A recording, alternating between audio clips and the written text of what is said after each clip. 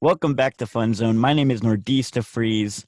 I'm your host and the creator of Fun Zone. Today, I'm going to be talking to two of my friends. Sean McHugh is coming to the Fun Zone for the first time, as well as Michael Allen Clayton Dill, who I just met very recently. It's Monday evening. I'm at my parents' house. This is where I live, and I have lived for a long time here in Nashville. Got some puzzles behind me. Who knows? Maybe I'll solve one tonight. So without further ado, let's welcome in our friends who are here together and begin our conversation. Wait, I can't hear you. What's up, dude? What's up? Sean just ran out for a second. So Are you serious? the boys? What's up, man? How are you? Dude, even better, man. I'm good, man. How are you? I'm chilling. It's been a nice quiet Monday Yeah. around the house. Oh, here he is. Come on. Sean, baby. I'm here. Yo, what's up, dude? How are you, man? Good to see you, bro. I like y'all's Christmas tree. Thank you. Yeah. Very pretty. Do y'all live together? Yeah, I just moved in. Man. Oh, no way. Yeah, I'm in the process of moving as we speak. He's a Linden boy. A Linden boy. Is this the house where y'all were playing poker the other night? Yeah. Oh, cool. Reese, why don't you come play poker with us, man? I don't know. I'm honestly I'm a pretty exciting poker player, so maybe you should have me sometime. Yeah, I feel like you're a shark. I feel like you're just gonna talk a really small game and then just go wild. I could see Freeze being either everyone's favorite person there or everyone's least favorite because he's just rolling the chips. Yes. I think that's very accurate. I think it's very well put. That's kind of my style. I like to lay it all on the line. I'll lose all my money in 3 turns. Only $10, dude. Yeah. Small buy-in. Oh, not bad. Not bad. Not made of money. No? Pay rent. Yeah, exactly. You're Nashville musicians. Yeah. Sean, I was trying to do what? Oh yeah, I'm in the toy closet. Hell yeah. Yeah. This is where I host my show now. It's peaceful in here. Nice. Sweet. I love it. Sean, I was trying to find yeah, it's nice. I was trying to see if you make any music under your name on Spotify. What'd you find? What'd you find on Spotify? I just found your personal account. Oh, okay, cool. Dude, there's something so funny on Spotify. Oh, really? If you look up a song, it's called Sean McHugh in parentheses cut from the Detroit Lions. Basically, dude, there's this guy on you. I need to find his account actually. Yeah, here, cut by the Lions by the Pittsburgh sports band. Yeah, this guy goes by the Pittsburgh sports band. So basically, a couple years ago, there was this guy that played for the Steelers named Sean McHugh, and this guy goes and writes songs about anything that happens around Pittsburgh sports. So sick. Literally, the song is literally just about him getting cut by the Lions. He just lost his job. But yeah, that's Weird. the first thing I found when I looked up my name on Spotify. That's crazy. I can't really compete with that. I would have to change that's my name. That's pretty sick. Go back to Colorado. I do see your top songs of 2020. Whoa. Dude, what's on there? Public, a lot of DAWs. A lot of DAWs, really. This is yours. What do you mean, really? I feel like there was one DAWs song on there. Roll with the Punches is number 2, and then number 6 is Don't Send Me Away. Maybe those are the only 2, but they're pretty high up. This is cool. I'm like, wow. I did not know I listened to that many times, but yeah, crazy. Sherry by Frankie Valli and the Four Seasons from Jersey Boys is on here. I love that song. Yeah, the Jersey Boys version. Yeah, and I was like, why did I listen to that so much? It's so good. That's why. Yeah, I guess so. That's just so funny. Yeah, sometimes the songs that you even listen to the most, they didn't have the biggest impact. You just you went really hard maybe for a week or something. It's hard to know. Every day for a week and then just right. Sean, what do you do in the music industry, man? You play guitar for different artists? Yeah, man. I play various instruments for various peoples. One of my favorite gigs and the one I've been doing the longest is with Gatlin. Cool. I play guitar and like sometimes bass for her, which is awesome. It's great. I play That is bass awesome. play bass for my friend Ethan Fortenberry. Ethan's room. You know the Ethan's room. Yeah, for sure. He had an episode. He I did. scoped it out. He did. I think that was one of the first ones that I watched. I was like, oh, Ethan's on this. Like, It was I think we can say that that's the funnest zone. the Ethan zone. Yeah. The Ethan and Freeze. It's the collab funnest the zone has been. that zone went hard. He was like in Mobile or something. It was also like number 3. It was like one of the first ones I ever did. I think we did it because he was doing it like a Kickstarter campaign. So I was trying to help him get some PR for that. Yeah. He does those a lot. Yeah. Makes sense. He does, dude. He raises money for real. That guy can raise a lot of money. You know, he's always kicking and starting. He's always kicking and Kicking and starting. starting. You've heard of kicking and screaming with Will Ferrell? Just wait till you meet this Ethan guy. Kicking and starting with Ethan's room. Is Ethan behind me? Is he here? No. that would be crazy if he That was. would be though. ridiculous. That We would- don't have a whole segment That's a planned little out too with much Ethan. fun. You guys both look to your right at the same No, time. we were looking at Gabe. Yeah, he's making dinner right now. Oh, Yeah. Gabe's making dinner? Yeah, Yeah, Gabe's cooking it up right making now. some quinoa. That sounds nice. Come here, Gabe. Come on. Pop in, come on. Look at this guy. Aw, here he Get is. over here. Gabe, what's up? This is the fun zone, huh? Yeah, you made it. You made it. Doing good. What's up, dude? I just saw Gabe like, what, yesterday? Was that yesterday? 2 days ago. That's crazy. Yeah, you were selling clothing outside of Slinging- Local Honey. Slinging the cloth. Oh yeah, you were there too, right? Yeah, I had some watercolors and also some merch I was just giving away for free Cool. if people would take it. Freeze upset So our fun. numbers by giving away all of his stuff for free. What He's like, happened? "Oh, I want a Yeah, shirt." yeah, Like, I'll sell you this one. Free's like, nope, I'll give you this one. Yeah, right. That was exactly what I was going for. I wanted to have the highest sales of the day. So I just gave everything away for free. How's that make you feel? I respect the businessman. It's inspiring. I respect you, Freeze. That's capitalism, baby. I had the lowest, it was the cheapest thing to buy. It's free, right? That's the mindset you should bring to poker, man. Yeah, you're a big player. Dude, I really will. I'm sure Grant doesn't want to invite me though because he knows he's played poker with me before. How does Grant? Good. Is he pretty good?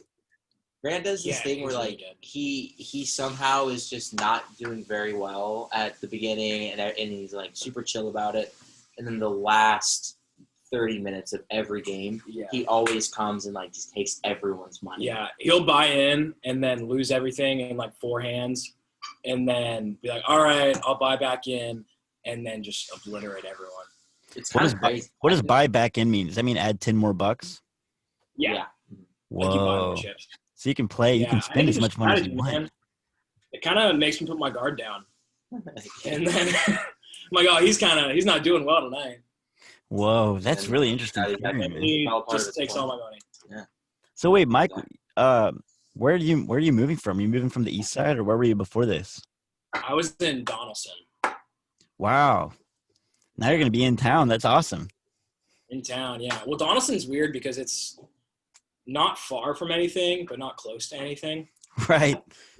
Everything was like a 15-minute drive, which isn't terrible, but Yeah, totally. like, when you look at Google Maps and it's like 15 minutes, you're like, "Oh man, that's like a minute in the Yeah. car." It is, So dude. yeah, Espe- now I'm es- a Lindsey. especially a lot of like I feel like y'all's friend group is like on the south side. Yeah. Um, It's like south of People are moving east. I feel like once everyone reaches a certain age, like everyone starts going to east, like out of school and Dude, I don't know. Yeah, that- cheaper. I will Where are never you at move. right- I will never move to the east side. I'm terrified of that for some reason. Really? Why is that? I have like an aversion. I don't know. I never go over there. I'm like afraid that Dang. if I moved over there, I would like all of a sudden age like Become 10 someone years. Yeah. I don't know. Um, I live I live in Nolensville. Okay. So I'm super far south. I'm like 25 minutes to where y'all live. Yeah. Did you go to Belmont or did you just move here? No, I like just moved here from Tallahassee. How recently? August. Cool. Word. Yeah, I did a year of college in Tallahassee, and then I dropped out, and then a couple years later, here I am. How'd you meet like this whole group that you're living with? So Max Marshall is from Tallahassee as well, and we knew each other like in passing. We had met a couple times, and then I remember I made like some Instagram post that was like plugging Ernest Hemingway and Corey Kilgannon. And he like messaged me on Facebook, and he was like, "Hey, I like Ernest Hemingway and Corey Kilgannon too. We should hang out next time I'm in town." And so we hung out, we became friends, and then I was doing like a tour in like 2016, and I was trying to come through Nashville, and then I hit Ethan up, who's not right here, and we played a show together at Leland, and then here I am. Yeah. At Leland. Man. Yeah, it's poker night. Yeah, so I like since maybe I would say like beginning of summer, maybe a little bit before.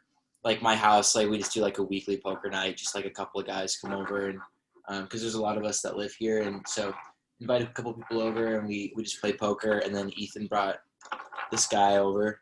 He was like, "Hey, my friend Max is coming to play." You gotta bring up the name change, dude. Yeah. So like we were like, he's like, "Yeah, my friend Max is coming to play poker," and we were like, "Okay, cool. We've already got a friend named Max, so I guess we'll hang out with him." But so the guy shows up, and he's like going around. He's like, "Hey, my name's Michael," and we were like, "Wait, is it Michael or is it Max?" All right, I gotta go into this whole story. Yeah. What the heck? So okay, my legal name is Michael. My dad's name is also Michael. He really wanted to name me Michael. My mom didn't want to, and so Really? It was actually their only fun. But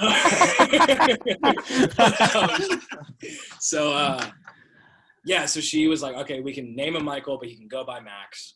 And so all my life, like every class I was ever in school, they would be like Michael Dill the first day, and I had to be like, "Actually, I'll go by Max." And it just felt weird because like Max isn't an abbreviation for Michael at all. Right. So like I felt weird because people were like, "Oh, this guy thinks he's," because Max is a very like, "Hey, you want me to do a kickflip name?" So like, My name's Maximilian. What are you doing? Yeah. And so I always felt weird. So I moved here, and I was like, I only know a handful of people. I'm gonna go by Michael. And then Ethan ruined everything. It was just really funny, and then like we found out they had like 4 names that night. Yeah, I have 2 middle names as well: Michael, Allen, Clayton, Dill. Yes. Right. And so your music that you put out up until, I guess, what you're working on now, was that under the name, just under Max? Yeah, it's Max Dill. Or Max Dill, right? But okay, interesting. So that's why. So when you came to Nashville, that's when you had that change.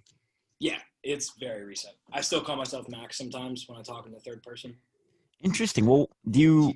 What? A little bit, yeah. If I'm like by myself, Just talking about yourself. Yeah. That's really funny. Was that an artistic decision too? Like, I guess it's a personal decision because it's also like a social thing. You want people to call you that name, but also Yeah. you have music on Spotify under Max Dill, but you're like separating yourself from that as well, I guess. Like you're not going to change those songs over to being songs under your new name. Yeah, it's definitely, there's a little of both that goes into that decision. It was like a social thing. Like I kind of like the name Michael better, but also I'm kind of trying to distance myself from that music I put out. I'm not like Your super old happy self. with it. Can you let him out, Ethan? Oh, never mind. Oh, hey. What's up, gang? Yeah. But I thought you were the cat. Oh my God, it's a cat. It's an anthropomorphic cat. Hello, it's me, Mr. Cat in the House. Oh my God, it's Sam Lindsey dressed as cat in the hat. Great, that's funny. Sorry. But, anyways. So yeah, there's definitely a little of both. So that was that whole hullabaloo, and now we know each other's names, which is always a plus. That's pretty I mean, you said you've been touring at least since 2016. So you've been doing music for a while under that name. Is that hard to like switch up like that? Are you worried about losing like some fans or people that like just, confusing I have some people? like 7 monthly listeners, man. I'm not worried about it at all. It'll be a smooth transition. Well, what about the people you met on those tours and stuff? Do they still keep up, or do you feel like those people are so long removed they've lost traction? Yeah, I think they're probably pretty far removed. Like, I've not done like an extensive tour in like a couple years. Yeah. They follow me on Instagram. They see the name change. Mm-hmm. If they see I'm putting something out, they'll probably see the name that it's under. So I've been touring since about 2016 too, and I always wonder how many of those people still keep up from then. You know what I mean? Like if actually DIY touring for like so long, I mean, I feel like there's a pretty high number of those people who no longer would keep up with me anymore. You know what I mean? Yeah, but Freeze, I feel like you are like I understand that, but also people keep up with your stuff like so well. Yeah. I feel like as long as I've been in Nashville, it's always been like, I don't know. It's been like people are always wondering like what's next. You know, like I remember being a freshman and like I think I went to Sam Nugent invited me to I don't remember if it was I remember it was a Christmas party. It was a Christmas themed party where everyone did their own Christmas songs at the A Lucky Chinese Bamboo. Yeah. I think that was the first time I ever saw you. And after that, it was always like, yo, like, what's he going to do next, you know? Yeah. That's awesome, man. Wow. I feel like people keep up with your stuff, too, you know? Like, you've known me for like 4 months. Yeah, but I listen to everything you put out. But no, Freeze, you're like such a magnetic person. Yeah. You just like draw people in. I appreciate that, man. You're an intriguing guy, and also just like a very nice person who is easy to talk to. You have cool we were talking stories. earlier. Sean was like, so like, what are we gonna talk about? And I was like, it's free. Like, there's gonna be a conversation. We're just gonna be hanging out. Yeah, exactly. There's no game plan. I actually don't ever make a script. We always figure our way through it. I appreciate you saying that. You know, I've lost like 800 followers since quarantine, I think, because I started posting like weirder stuff on my stories. So it has been funny to watch like some people just leave. I'm like weirding people out, I guess, but you know, whatever. That's part of the process. You know, the more you're yourself and you meet a lot of people. A lot of people follow you when you're on tour because they're just like really excited, and then maybe a few months later they realize they're not so excited anymore. You know what I mean? Yeah, But, yeah, right. It really does. Have you done a lot of touring, Sean? Do you tour with like Gatlin or with anyone else? Is that something that interests you at all? Yeah, man.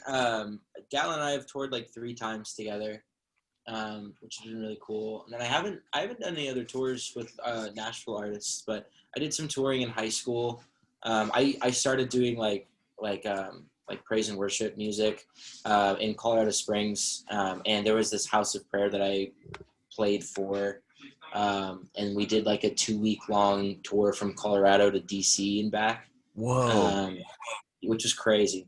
That was a really weird and awesome tour. But besides that, I haven't really done too much. But I love touring, man. I mean, I would love to, like, that's kind of what I want to do. Which, you know, it sucks right now, but that's one of the main things I want to do is tour. Like, it's so fun, man. I love just like, you know, just like you're in new cities, you get to meet new people. Like, even just the tours that I've done with Gatlin, like, you just meet people that you wouldn't normally be able to meet, you know, and everyone is just coming because they want to like hear some cool music. So yeah, right. touring. Do you feel like you have a preference, like where you see yourself in a few years? Like, would you want to be working towards doing more touring or doing more studio work, or like being a part of an artist like Gatlin's like journey where you're like in that band and in that project and you're doing a little bit of everything like on different cycles, you know?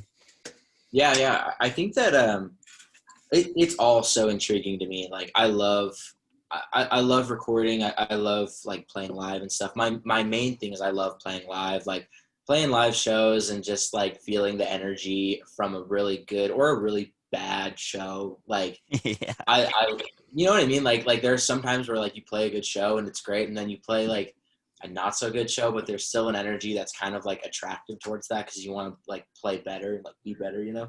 Yeah, right. Totally. So I mean, right now I'd love to tour and play live as much as possible. Studio work is cool. I'm not like I don't want to be a session musician for the rest of my life. There are people who are way better than me and who have more patience. But yeah, I mean, and then working with people like Gatlin, she's so great. Her and I kind of do a lot of like creative stuff together, and she entrusts me with a lot of like creative decisions when it comes to like music, which is really fun. And I love, that collaborative process. Like, it's really cool. Yeah, Just right. kind of like, she has a vision and it's not my vision, but I can like contribute my skills to what she does. And it's Yeah, pretty good. totally. I That's guess to cool. answer that question, like, I want to do a little bit of everything, Do you feel any do you have any interest? And if you don't, do you feel any pressure being in Nashville to be like an artist, to be like a solo artist who makes like Yeah. albums and puts out singles and stuff? He writes a little bit. Yeah. I mean, I've kind of just been writing a little bit for like years, and I think this year is the first year where I've actually been thinking about like, oh, like what could I bring to the table? What would I want to do? Like what would Sean make by himself? Third person. Yeah, talking about myself in third person. Yeah, and hopefully soon I'd like to start kind of gathering up my thoughts and kind of like creative works and put something sick out. I don't know. Yeah, right. See what happens. Yeah. That's cool. See, you feel like that could be a piece of what you do, but not like you're not trying to like mainly be like an artist. You're like you want to do a little bit of this, a little bit of that, just whatever Dude, opportunity. I'm just trying to make music with my homies. Like it's kind of lame, but like but like I don't know, It's like kind of whack, dude. no, but like Yeah, that's you whack. hear people say that, and it's kind of like okay, cool, like, but man, like there's nothing better than just like having these wonderful friends who are, first of all, great friends, second are wonderful musicians, and third, like, want to collab with their friends as well. Yeah, totally. That's something that I really that I've in Nashville, it can be a very like music making can be a very corporate experience, and that sucks sometimes, man. Like there's a time and a place for that, but like, I mean, Ethan and I were just talking about we did a live session. We did a live session of one of his songs a couple months ago, and like I hadn't played with I had like half of the musicians that were there. I had never played with them, but I was really good friends with all of them, and just because of that, like the creative flow and like the ideas and everything that was made was so cool. And like, Wow. I don't know, it's just there's something about like loving people outside of their musicianship that helps you collaborate better with them. Yeah, right. Yeah, I don't know. That's something I've been thinking a lot about recently. Do you know Bryce Dubrey pretty well? I guess did y'all tour together on that? Yeah, I love Bryce. Gatlin tour. Yeah, well, he didn't come on the Kelsey Gatlin tour. He was supposed to, but then I think he was recording with Future Crib then. But I love Bryce. I've known Bryce since like the first day of Belmont. Dude, he's the man. Bryce, I will like talk forever about Bryce. He's such a good dude. He is the man. He is the man. Well, I feel like his perspective and approach I feel like his approach to music is similar to yours in a sense to where like he's really involved with Kelsey's project. He writes, but like what you were just saying about just like genuinely wanting to create music, like I think there are like he also is a person who shares that just true passion. Like you said, it sounds lame because maybe when somebody says it at like a party, it can sound like it can sound like a cop-out answer. It's like, oh, I just want to jam or something. But like, I think there really are people like you and like Bryce who just live for like the whole thing and like want to be involved in different parts of it and learn different parts of it. Whereas someone like me, like there's a lot of stuff in the industry and like and even in the creation of music that I just have no interest or skills in at all. And I just like am okay with that. I'd rather shoot in one direction. Like I'd rather just be an artist. I don't really want to record guitar for anyone because I feel totally inadequate and I have no desire to learn how to become adequate. Yeah, man, but you know what you want, like you're going after it. That's so sick. Yeah. What about you, Michael? What do you feel like is your do you feel like you have a place and like moving to Nashville and stuff? Is that mainly like a personal artistic endeavor? Yeah. It's all vanity for me, man. I just want people to look at me. Like, I want to be the main guy. Like, I need attention more than anything else. No, it's yeah. Like my main thing is writing. I'm not like, I mean, I can play guitar and I can make it work for what I do, and I can hit a note. But like, I'm not like some crazy musician. Music is just like a vehicle for me to just write stuff. And so Yeah, right. that's kind of the whole deal. It's just, I just want to put words on a paper and sing them for people. Yeah. Just like, Really yeah, you ever heard of Jack Kerouac? That's kind of my whole vibe. Dude, I straight up love Jack Kerouac, and like in it, like I don't know, he's actually my favorite. Like he's referenced so much in pop culture. I love Jack Kerouac. I read so much Kerouac. We watch a lot of Jeopardy around here. And he was like, the answer to a Final Jeopardy question the other day was Jack Kerouac, and I was like, it's just Jack Kerouac. I hadn't gotten anything the whole episode. Freeze, do you watch Jeopardy? I feel like you would love Jeopardy. You would kill it in Jeopardy. No, I've never watched it except for I think one time Grant and I we were on tour or something, and we found like it was like the Jeopardy like World Series or something. So we watched like all the best of the best fighting it out. That was pretty crazy. They were all so smart. It was insane. Yeah, Dude, they're nuts. so quick. We've been watching like every night. Like we just watch for maybe like an hour. Actually, it's normally playing throughout the day. Just all the time. But like, dude, I used to watch Jeopardy with my grandparents and I hated it. And now I'm like, oh, shit, I think I'm old because I'm sitting around with my friends, like just yelling out what is all day. What's funny because there'll be like 15 minutes of silence, and then someone will know something, and they just perk right up. It's Timberland. Like, it feels like it's probably a healthy thing to do. Like for like an hour a day, you probably are learning so much. You're gonna be so smart. Oh yeah, we're growing our brains. I don't retain any of it. Like, people watch that and then they like memorize it, and that's how people get good at that show. Like they memorize these answers. That's right. Yeah, I also insane. What? This brings us to our next segment. Ooh. Let's do it. Ladies and gentlemen, going into it? We have two guests. Jenga with Ethan and Sam. Jenga with Ethan and Sam. Let's go. You heard it here.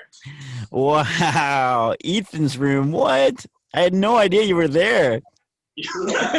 What's up, Sam? How's it going, man? How you doing, brother? Oh, I'm sorry. I Jenga'd it. Ethan, what's up? In the meet, while you guys have been talking, I've been doing a little bit of this, a little bit of that. You just have a list of numbers over there. And what is it? I just found, okay, so you know Charlie from the Santa Claus, right? No, Charlie from Santa Claus? The little kid from the Santa Claus. Santa Claus's son. Oh, yeah, for sure. Yeah, the kid, So Charlie. he produced this record called Sunny Gummy Hands. And I haven't listened to it yet, obviously, but I just wanted to put that out there into the universe. Holy moly. Sunny Gummy Hands? Sunny Gummy Hands. Dude, this is freaking crazy. I gotta type this in. Dude, you know the game. Sunny Gummy Hands. If you do something wrong, do you have to drink? Dude, this looks psychedelic as heck. Right? Yeah.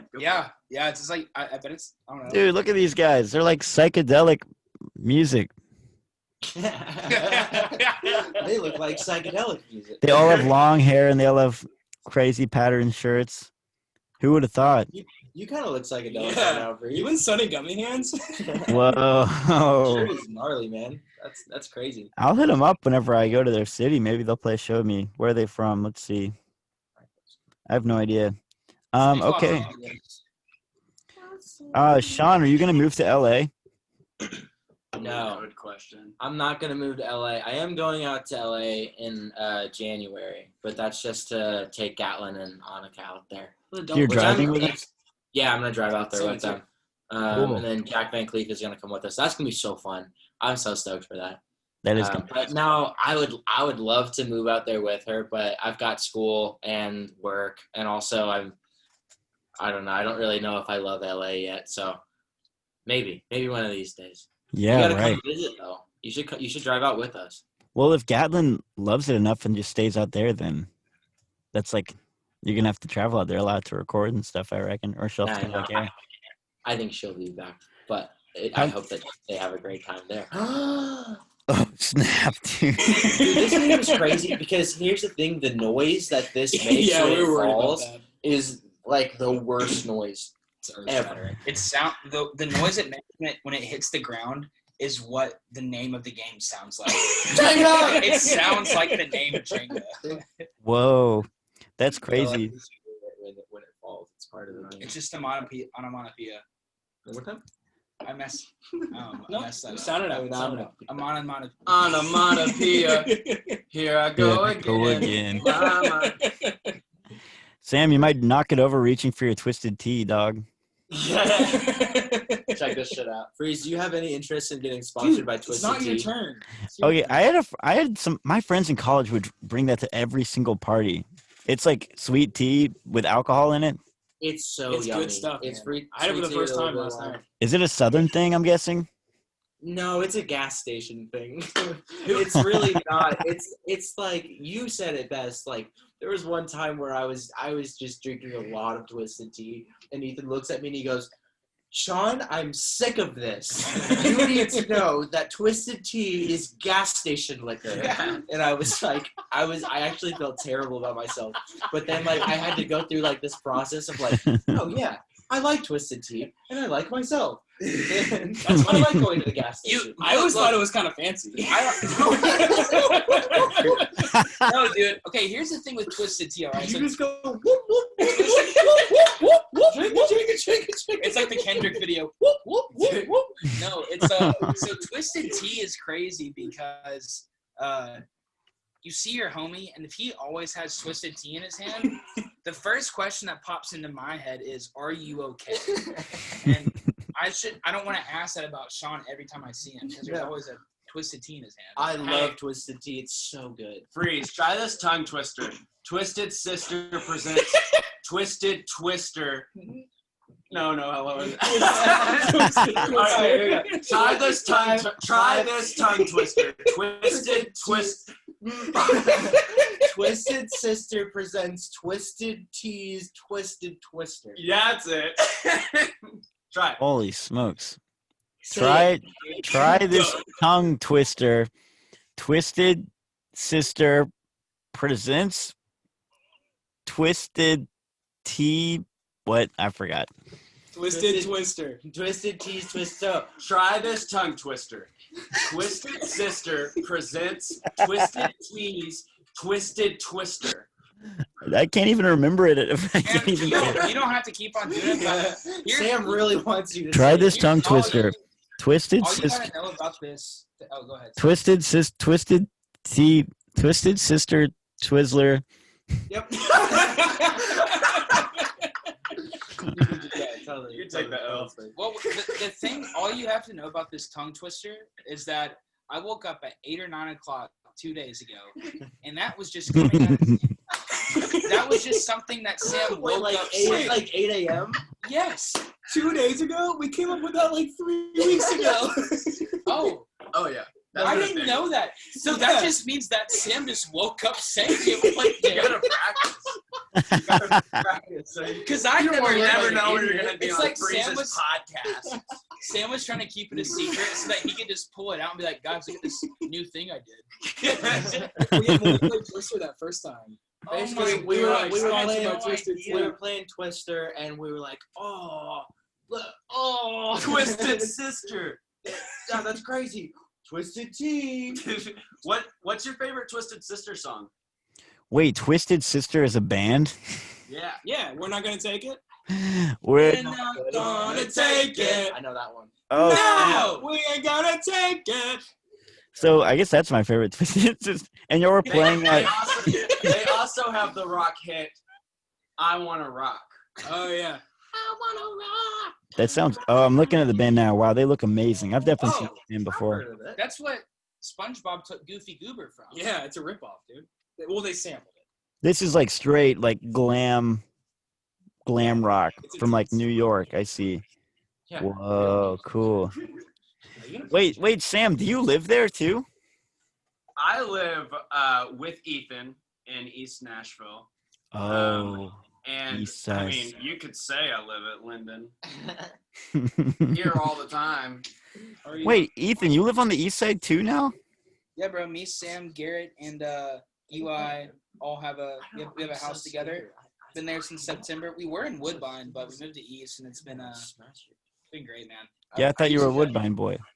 Yeah, man, I was like pretty tied down to Woodbine, just like that South Side area because I love it so much. But over summer we made the move, and I was really scared too because kind of like you, I don't know, there was just something about East Nashville that's unnerving. Yes. I don't know what it was, man, but something changed in my heart. Some call it God, some call it the wind, but something changed. Some call it the Christmas spirit. Some call it the Christmas spirit. They do call it that sometimes. Here I am. And I think I'm afraid of becoming too social if I go to the east side. Like there's like a fear that I'm just gonna every night people are gonna be like, hey, come to Mickey's and grab a drink. I'm like, all right. And then I'll just like see, okay, Dude, I I feel wanna go the to opposite. Mickey's. I feel the I exact love the opposite. McGriddle. really I have not caught come to a lot Mickey of D's, people. bro. Grab a drink. Ethan, you feel less social over there? Yeah, man. East, like, I don't see as many people, and it's proven itself to be really restful for me. As opposed to Cool. living in the South Side, I'd see a lot of people. But also, maybe it's not what part of town it is. Maybe it's just that we're in the middle of a pandemic right now. So That's true. Right. But also y'all are like know so many people who like hang out at P Brew and kind of like yeah, are over in that scene. So RIP the vibes at P-Brew. honestly, Like every time I drive, like I went there for breakfast this morning, and I was Same. just like, really? yeah. What time did you go? But you weren't awake yet. What time? 6:50 something, Yeah, 7. I woke up at 7:30. Humble brag. wow. Wait, Ethan, don't you go to the east side P Brew? Nah, The vibes aren't there. vibes aren't there. I Whoa. thought they were just like Even though the closed. vibes are not there. I'm not kidding. I drive all the way to 12 We're just to talking get the some vibes shit right. right now, but we all go. Coffee hits a little different on the South Side. Dude, it was straight up closed the other day when I went by. I just had to go to White man. Bicycle. They've been closing at weird hours. I'm assuming that, like somebody like has been sick or something like that, and so they've been having to keep it, pretty small circle, use all the manpower that they have. But I don't know. It's interesting. Mr. Frog. That is interesting. Freeze, Um, where did you get that shirt? And that, what is that hat too? I'm like, so you. Oh, is it Living Water? Where'd you get those headphones? That's right. This hat is Living Waters. These Shout out headphones Living are Guitar Center. Hell yeah. Dude, they Hell straight yeah. up got me on the. They have this like display Guitar Center where you can like try out every Yes, pair of bro. headphones. Listen to And I was Bruno like, Mars. I went in. I was like, I'm gonna buy the cheapest headphones I get, and then they were like, oh, for $20, try these. Like, it's only $20 more, and I wound up spending like $100 more than I meant to on headphones. Oh no! But you look really cool in them. I'm such a Those are sucker. They're just the Um, audio ones, right? Yeah, I think. Let's see, Those are great ones, man. Oh, you can't hear us, right? something like that. And then this shirt is from Charlie Peacock. Do you know who that is? No. He was like he was like a Christian artist in the '80s, and then he's also a producer. He produced the first Civil Wars album. Oh, That's Oh, nice. no way. Yeah, dude, if you Google him, he's always wearing this shirt, but he just gave it to me because he was my professor, and he always saw the weird shirts I wear, and he was like, "You should just have this. Like, I'm not gonna wear it like I used to wear in the '80s." Dude, for a second, I thought you meant that shirt was his merch. No, yeah, I was like, oh, that's. I was cool. like, that's really good merch. Like, yeah, he Kinda has on that, hundreds yeah. of those. That would be amazing. Yeah, A lot of money on custom ink. that would be a lot of money. That'd be Freeze, straight what's like- Kanye level. What's your favorite piece of merch you've ever purchased?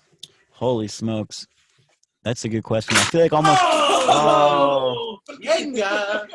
Ethan loses. So now, CK, you suck. You suck.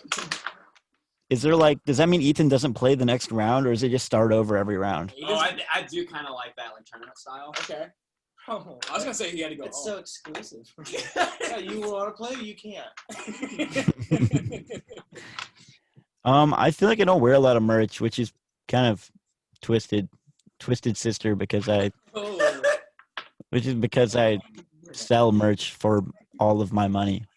So I don't know. I just a lot of times I'll buy merch and then I just never wear it. You know that. I do that a lot. I'll buy a shirt. I'm like, that looks so cool. And then I'll forget what size I am. Like one time I went to a concert. I think it was it was a Japanese house. And they were like, I was like, yeah, I'll take a small. I wear a large. I never wore that shirt again. But why did I do that? I'm currently doing this thing where I always buy a T-shirt if it's a show that like really impacted me. And so I have like 20 shirts right now, but I've never worn any of them except for like once or twice maybe. And they're just for my kids whenever I get older. And so I can show them like, or I can just like let them wear like vintage like concert tees. Whoa, I that's guess, like, cool. You should write the dates like on the inside of the collar. Well, they have like tour dates in the back, and that's the cool thing. Yeah. Where it's like, well, like my dad, like seeing photos of him, he would always dress super, super cool.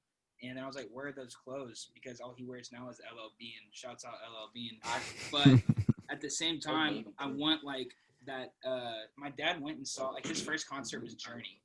And I was Whoa. like, why do I not have like that like concert tee? You know? Yeah, for real. That's crazy. Yeah, right. What? Well, I guess he just gave it all to Goodwill or threw it away or something. Yeah, you know, it's just like not something you think about as you get older. I guess you're like, I don't wear this anymore. And like I feel like that'd be the equivalent of us like throwing away a like I don't know, just like some artist we listen to. It's like, oh, I only wear this, like a Noah Gunderson shirt or something like that. You know, like it wouldn't seem that big of a deal. I did the same thing with a Noah Gunderson shirt. Oh, I snap. got a small when I should have got a large, and I was like, "Oh, that looks fun." Yeah, it's the worst. I would love to. Come wear on. Noah Gunderson. Wow, I've seen Noah Gunderson live so many times, but not in years. But there was a minute there where I went to so many Noah Gunderson concerts. It's so good. Is he still doing great? Oh yeah, his live shows are great. I think I'm on my third or fourth right now. I think it's 4 actually. I saw Noah Gunderson open for Dashboard Confessional at T-Back. Oh, no, not Ryman. That's awesome, dude. I saw Noah Gunderson open for Daft Punk. It was funny because like there was a short in his like 1/4 inch, and like the people there just thought it was like incredible that he continued playing the song. And like he stepped away from the mic and started singing, like just using the acoustics of the room, and everybody was like really blown away by it. And Sam was like, "Just plug it back in." and I got baptized that night. What a crazy night! Did Noah Gunderson baptize you? Yes. No, he was singing Poor Man's Son in the background. Jesus, and Sam was like, "This is it." Stone cold broke in the middle of the way. All right. I snuck into a Noah Gunderson show when I was 15. Really? Yeah, it was like 18 and up, and I borrowed my friend's FSU ID, and I got in, but I had a fever, and I was like, "Oh, what are you doing?" I don't know.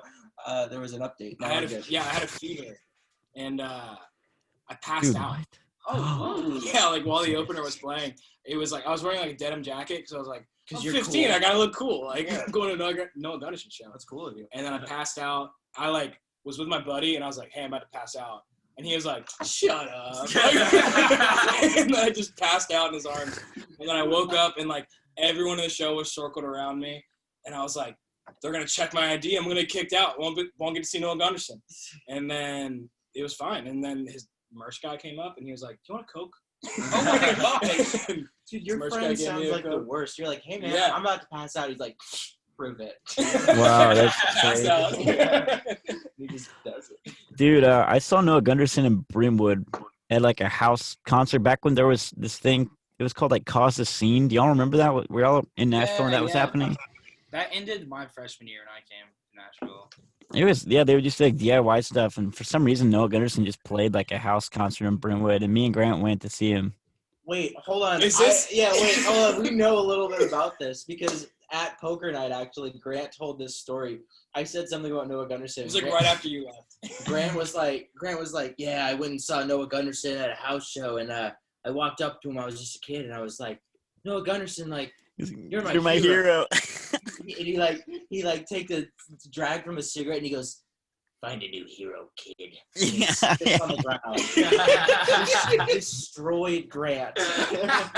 Like I would never play music again. No, Yeah. That happened to me. That's so funny. Grant was obsessed with Noah Gunderson, and then I remember it was like raining, and Noah Gunderson was just with his friends, and they were all just like, when Grant said that, they all just like laughed, and he took like a big swig. Yeah, he was drinking some sort of like big bottle of something, you know. It was just so sad. Grant was like full of so much hope. It was pretty hard. It was pretty heartbreaking seeing that get You destroyed. recorded No Fire right after that, and it's about that. Noah Gunderson is his little flame. No Fire. So Yeah, that's I would love to tell Noah Gunderson about that one day if I ever am on his level. I'll be like, remember when you did this? And he'll be like, what the heck? Why did I say that? Or he'll stand by it. I don't know. Maybe he'll double down. He'll just say the same thing again. Yeah, right. Maybe it's just a reflex, like a yeah. Maybe it's just like a "Don't call me sir," like or like, "Oh, Mr. Gunderson's my dad." Maybe it's just some sort of impulse, but it was pretty harsh thing to do. Freeze, okay, this might have been asked in one of the other episodes of Fun Zone. I have not been diligent. I have not listened to every single one of them. You haven't listened to every Fun Zone? How I dare haven't you? listened to every Fun Zone, but Ethan hates fun. so I don't want to be redundant. If you've answered it already, then you don't have to answer it again. But I am genuinely interested. Are you putting out new like a record or something like that soon? Because you have some singles out and they're all killer, and so I'm wondering. Thank you. I want the full package. I mean that too, beats, man. baby. I'm not just saying that. Like I really am looking forward to it. I appreciate that, man. I am just writing right now. I have no songs ready to be released. I have nothing done. So no record coming. Just still at like the beginning stage of more music. What does that look like for you? Are you going in like a similar direction? Are you kind of like that, like lots of harmony, lots of Melody things going on? No, you know what I mean. Like with stereo, just like Yeah, totally. Harmony the entire time. So Yeah, they're all like very specific, like track to tape, like a lot of Beach Boys harmony and stuff. yeah, dude. I don't know. I mean, I've tracked like 5 more songs to tape with the same band that are like, so I guess in one sense, all I have to do is record the vocals and I could put them out, but I just like don't like those songs anymore. So I feel conflicted. I don't know if I waited too late or if they were just never good enough. Like they just, once they reached this point, I've just taken a step back, and I've been making music on Logic. So like using like beats and stuff during quarantine. That's been fun too. I just feel like those aren't ready yet, but also don't feel inspired to make more music that sounded like the old music, but I don't quite have anything new. So I'm kind of stuck. I don't know. I've made like, a ton. Like there's so many half-written songs, but I can't quite get anything there. Breeze, what's your relationship with like playing songs that you aren't really stoked about anymore? Like I feel like every artist has like a couple songs that like people love to hear, but they also like, might not be the most jazzed about it. Like do you have any of those songs? Do you find yourself like being like, man, I don't really feel the same way about this song anymore? Yeah, after playing, I mean, I've played like 500 shows under my name now, and I've probably played some songs like Hey Gigi. I've probably played every single one. So I definitely feel pretty disconnected. Like, yeah.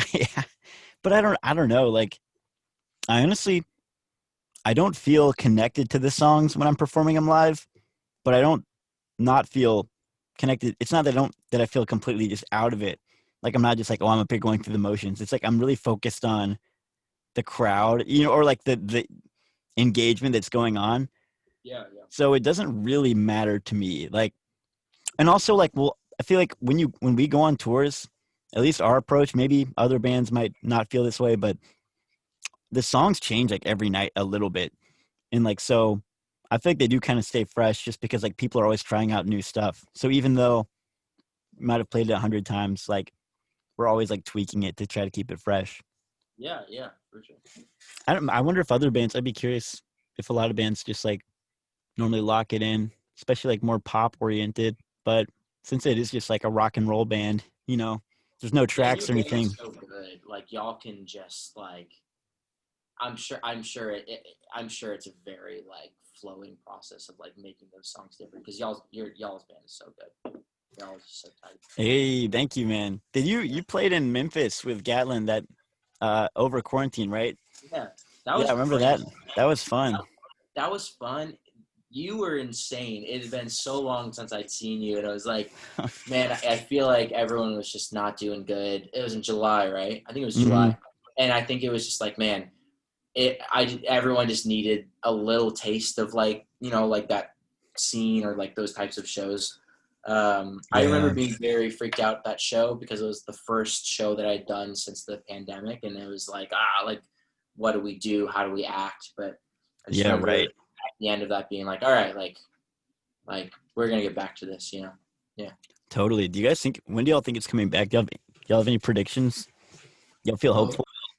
I want it to be vaccinated. I feel hopeful. I don't feel like it's going to be in the next year, but I know it's going to be after that. Do you think it'll ever be the same? Yeah. Dude, honestly, it's not the same. Like that's like I don't think it will. I think it will. I hope so. I think it'll be a new type of same. Like The new normal. The new normal. We should coin that term. Yeah, write it down. No, I think it'll be different, and we'll have different things to think about. But at the same time, I mean, live music always finds a way to be a thing, and Right. I mean, music and entertainment in general. And so I think we'll have new things to think about, like being in large crowds is just going to feel different. Yeah. But at the same time, like music. You can't tame the rock. Yeah. That's Yeah. well, I think that's all we got. I went to Florence, Alabama last night. I think it was. I used to live there. Oh snap! That's right. Yeah, dude, I go down there all the time. Oh, so you might know this place. So I was downtown, and I walked into a bar. Flobama?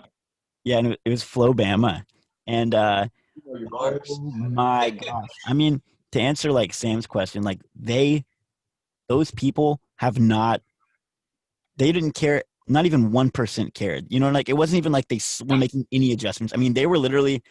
People were just all over each other, just dancing on each other. The whole crowd was just a giant pit, and the band was playing, and people were literally like, one guy like took his shirt off, and they were all just like going crazy. And I was like, man, it was definitely interesting because I was like, I thought everybody would at least be somewhat concerned. But then I talked to a couple people there.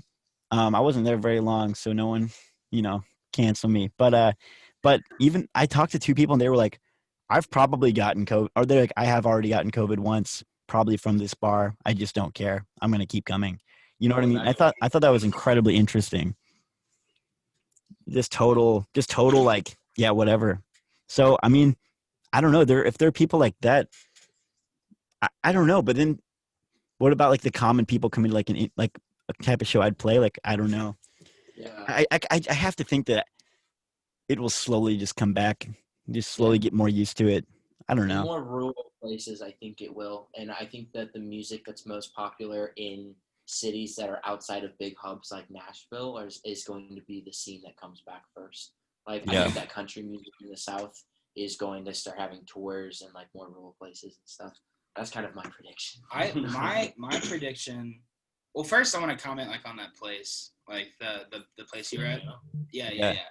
I feel like Such a name. So hear me out. Like, if there are places who they haven't changed at all in regards to the pandemic, and because of that makes me wonder what also they're slacking on behind the scenes. Does that make sense? Like what's like productivity? Yeah, like their health code. Not productivity, but just like how clean is this place actually? Do they clean their toilets and like wash their dishes? Like. Yeah, man. Like it makes you wonder, and like that's probably a little dramatic, but at the same time, I don't think it's too far fetched. But right, I think here's what I've seen. So whenever I moved to Nashville like 6 years ago, and house shows were pretty prominent then. Like you could get like a good number of people that come to like a house show, even if you were just like nobody. But that kind of like died off a little bit. I feel like I feel like once this vaccine starts rolling out, and once people are like they feel better about being in like in larger crowds and stuff like that. I feel like it's gonna be like a revival of like the house show scene a little bit. Yeah, totally. Like, at least for the first few months, there's gonna be like, it's like 100 people in this like one living room. I'm super here for that. You know, no, that's what I'm saying. That's what Nashville is. Yeah, dude. Like, I think it's a good thing. I think it's gonna be really cool, and I'm really excited to see how it pans out. I wonder if that's gonna be the vibe just for places where house shows are already a thing, or if we're gonna see way more house shows popping up in places where it's not. Like, cause I'm from Colorado Springs. Yeah. No house shows. Like, focus on the family. What's that? Focus on the family. Wait. No, yeah. First of all, focus on the family. Shout out Adventures in Odyssey. Second, do you remember playing the house show in Colorado Springs where I came with my friends? Yes, dude. Yeah. Yes, that's right. Dude, That's the only time I've been there. I had told them that I literally didn't know that you were just touring by yourself. So I told them that it was going to be like a really crazy show. And they were like, yeah, like we were like pre-gaming before. They were like, yeah, like Freeze, I'm so stoked. We walked in and it was just like you and an electric guitar. And they were like ready to go. And they were like, all right. Like, Also, there was maybe 3 other people there besides you and your friends, I think. yeah, it was 6 me, people. my friends. Oh, shoot, I can't remember his name. Oh, Your crap, friend? some guy from the Springs. It was some guy from the Springs that went to Lipscomb with you. Yeah, Danny. Yeah, Danny. I had met Danny at a coffee shop I used to work at. But dude, I feel like this, like Colorado Springs, there's so many musicians who are just like sitting around not doing anything right now. Right. I think you're right. I think that the house show thing is gonna like start up, and people are gonna be like, not like, you know, like screw everything, like we're gonna do what we want, but also like a like once people, you're right, like once people start becoming more comfortable, they're gonna be like, all right, like we can make our own shows, you know, like we're gonna entertain ourselves. Yeah. It's also gonna be a lot harder to book venues because people are gonna be like Exactly. jumping for those slots, and so a house show is gonna be just like Well, A-lists instinctive. are gonna get like the first shows. Like Yeah. Gatlin Yeah. was supposed to have a headlining show in August, Yeah. and then, you know, obviously that got canceled.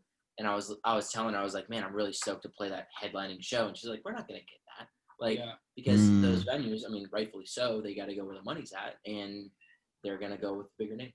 So yeah, I think house show culture, like once it's people start feeling more safe, like we can't push it, you know. We can't rush it. I totally agree.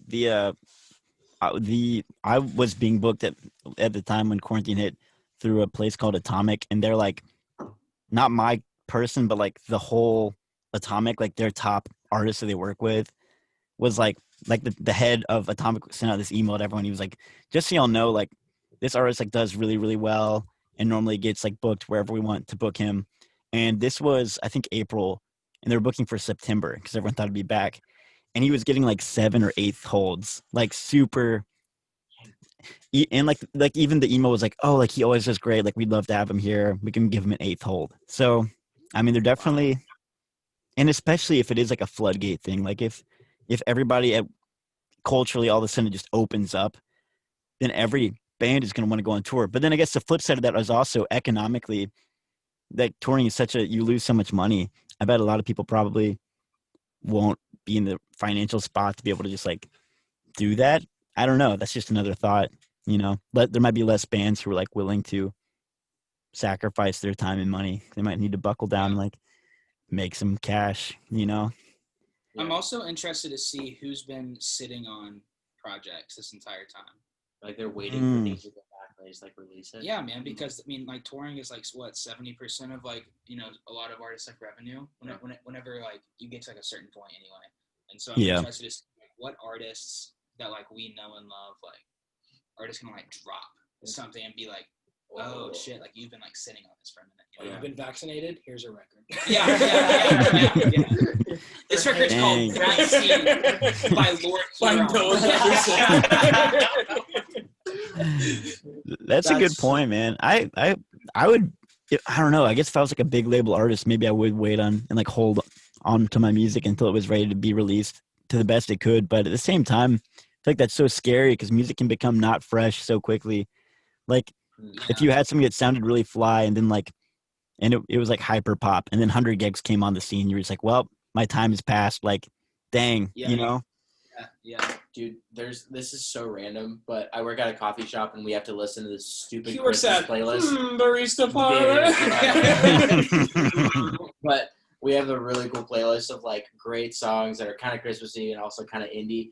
And then every freaking shift, dude, this 100 Gex song comes on. It's like a Christmas song, and every time it comes on, I like my brain explodes. Like I can't handle 100 Gex. To me. It is pretty outlandish music. I can definitely see in a coffee shop context, especially, why that would be incredibly frustrating. Yeah, man. Wait, I thought y'all played records. Y'all do Bluetooth sometimes, or do like? Yeah, for Christmas we don't have enough like Christmas records, and so we have to play off of an aux. Man, Barista Parlor has gone downhill. I can't believe this. I know. Yeah. What happened to y'all's ethics? Yeah, Barista Parlor is gentrified. What is this? barista parlor was gentrified. Freeze, you gotta come see me more, bro. I really do. That one time we were playing Kurt Vile. Do you remember that? Yes, of course. It is actually maybe my favorite coffee shop. Like, no joke, that location, Golden Sound Barista Parlor, is like the best vibe of anywhere. Just how open it is. I just feel like when I'm in there, I can like start writing my next novel or something. I feel like so inspired. Your next novel? You have a first novel? No. Well, no, I don't. I used to write like in middle school and stuff, but my next project I made. But I did used to try to write. I wanted to be an author in middle school. I would like go to competitions and stuff for my books. That's crazy. Yeah. Star Wars fan fiction. That was about it. The thing I like about it. I don't want to tell any more details. Right? Wait. How do we find this fan fiction? Okay. No, you super don't. I just remember like I'm gonna Google I was this. really bored one day and I just spent like 6 hours just writing in a notebook and I read it aloud to my parents and I think that was the point where they were like, maybe we should stop homeschooling this guy. Sean, I want you to know that is 1 point away from being just as concerning as the whole twisted teeth. Oh, I understand that. It's man. not bad, dude. I can't There's find nothing it. concerning about tongue twisters. Especially twist. You know what, Sam? I would Especially agree the with twisted sister one. I can't even say twisted sister. It's not even a tongue twister. It's just the name of a band. Oh, Breeze, are you concerned at all about the aggression that'll be like so present at the first shows, like in the pit? just like people just have so much energy, they're just gonna start punching each other. I can't imagine That's how like me. Are you scared of your fans? crowd surfing's coming back though. The most scared I am is that people are gonna pants me because sometimes I'm like running around in my underwear and I'm like, man, if one jerk just like pulled down my underwear, I would just like be naked. Dude, the Memphis show, didn't you took off your pants and then went on top of that house right on the roof? Yeah. That was so funny. I literally was like, I didn't even see you. I didn't know what was going on. And everyone just like came running up. They're like, Freeze doesn't have his pants off. And there's people making out back there. This is so fun. Okay. Yeah. So I climbed up on the roof and then there was just a guy there alone. And I don't know why I just wanted to prank him, but I came back down on the mic. I was like, there's people making out up there. And then like he just came down alone and everybody was just like, where is she? They're like, where's her? They're like, well, who are you making out with? And he was just like, what? He's like, no, I wasn't doing that. And I totally just like incited all the suspicion. I have no idea why I did that. He was just like watching, he was just like stargazing alone. And then I just showed up in my underwear and then I ran back down and was like, he's making out up there. So, It was crazy to me how fast you got your clothes off. Like it was literally like I was like watching you and I like turned to Gallon's drummer. I was like, man, he's so good. And I like looked back and all of your clothes are gone. And I was like, They're tearaways, bro. yeah, right. I haven't done that in so long. I feel like people are not like, yeah, the pit's gonna be so calm at first. I feel like people are gonna not be sure if it's okay to like even like press into each other, you know what I mean? They're just gonna be like Slap boxing. yeah, people yeah, right. jumping and going like this. Yeah. I have no idea. I think I'm gonna start booking a tour for June or July. That's what Lee told me. He was the guy who helps me with booking. So he's like, it might not happen, but there's a good enough chance where it's worth starting to book. So Yeah, makes me feel good. Hopefully, I mean, if that happened, that would like be the best thing that could ever happen to me. It would. Excited about that. Yeah, it is exciting. We've reached the end of our hour block. Is there anything else you want to talk about before we go? Anyone else got anything? Yeah. Is Nordista Freeze your real name? Like, is that on your birth certificate?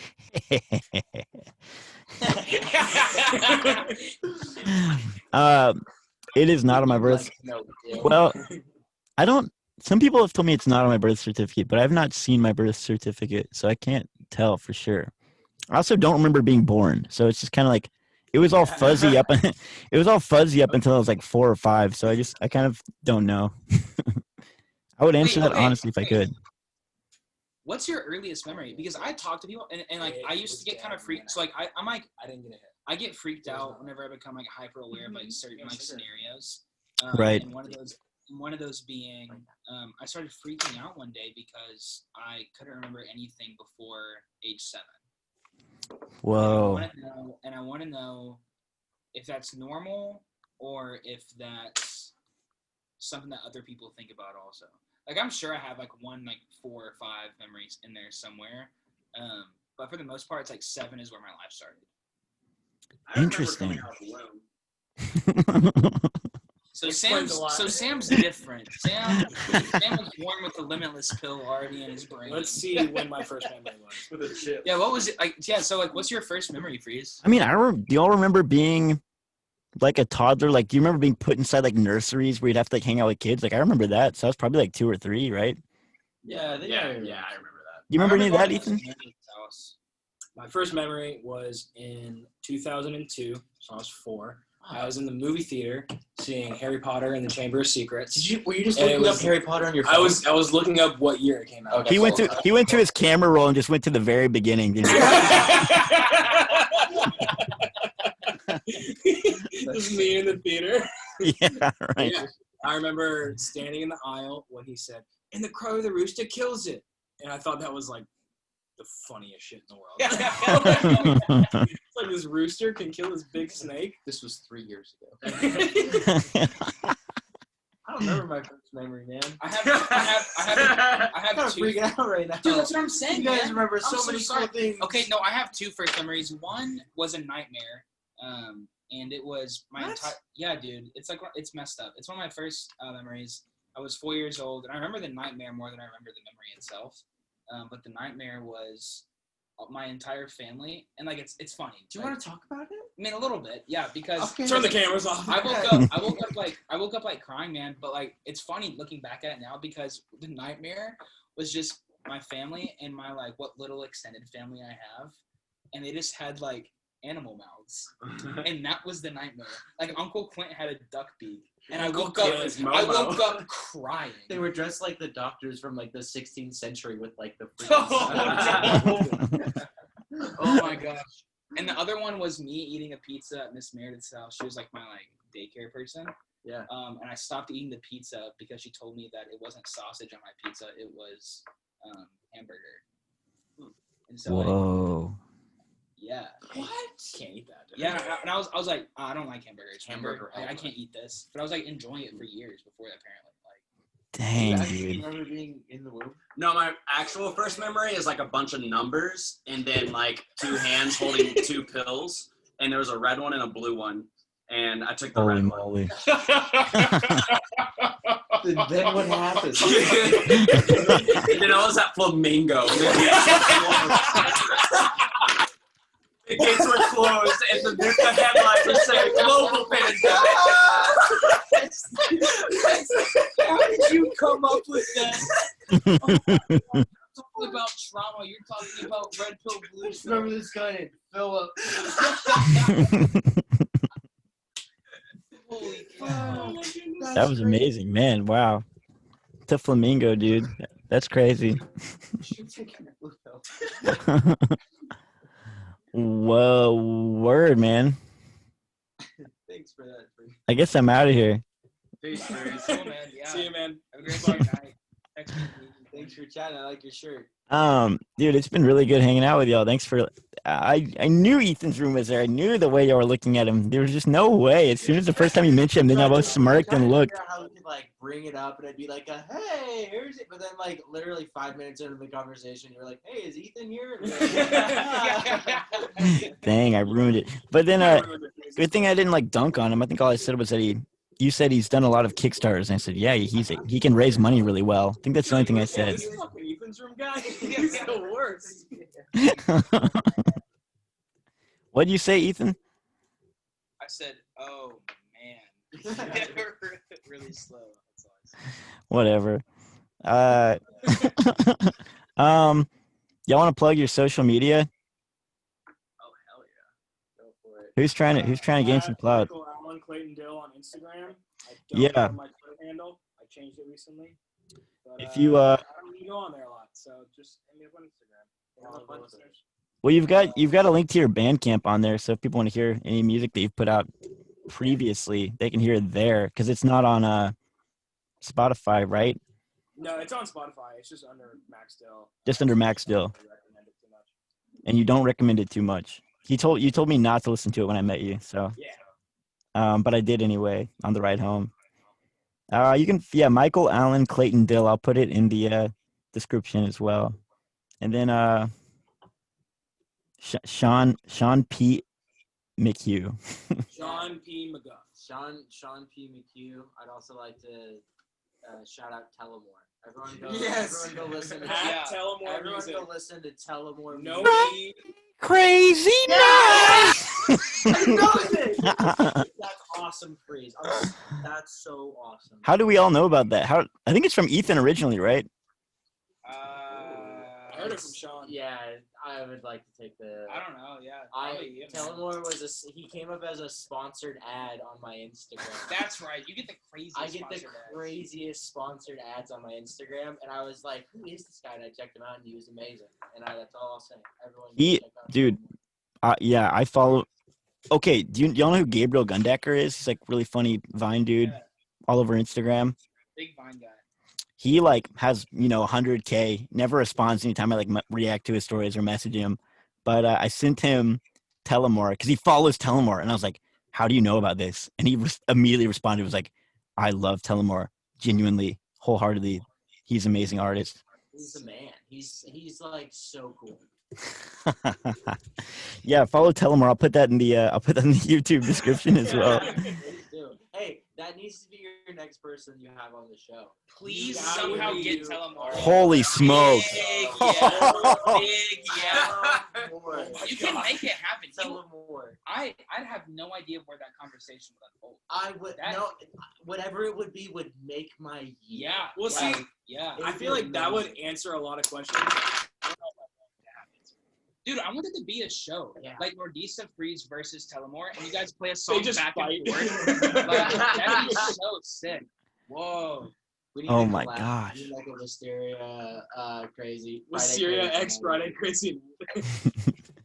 People like that are like actually so good at promoting themselves because they just like have a different mentality, and it's just like every Friday he's just in his car singing that same song, and I'm just like, this is incredible promotion. Hustler. Yeah, it's actually incredibly inspiring. I have somebody else that I've been following who like is on a similar game that I'm gonna send y'all after this. Yeah, we'll see if we can get him on here. Word, y'all. Word, brother. Thank you guys too for joining us, Sam and Ethan. It was really fun. Thanks Y'all for can having plug me. your Instagrams too if y'all want to keep It's kind of like me and Sean. No, just I like Yeah, No, come on, come on, I was come on. gonna plug Tommy Romola. He goes by Big Time Tommie. Okay. It's TOMMIEROMOLA1. Big time Tommy. OS for life, baby. Tommy Romola 1, Big Time Tommy, official BTT, viral videos. Yeah, that's him. This guy's got clout. Holy moly. Okay, He's the man. That's a good follow too. I'll plug it. I'll look put out him. for Leahy 2021. That's the biggest takeaway. from Absolutely. me. Leahy 2021. Lock your doors. Check this out. Thank you for this. Your house. All right, y'all. Take care. Enjoy the rest of y'all's night. See you, bro. Have a Nice good night. hanging out. Yeah, Save, homie. you too.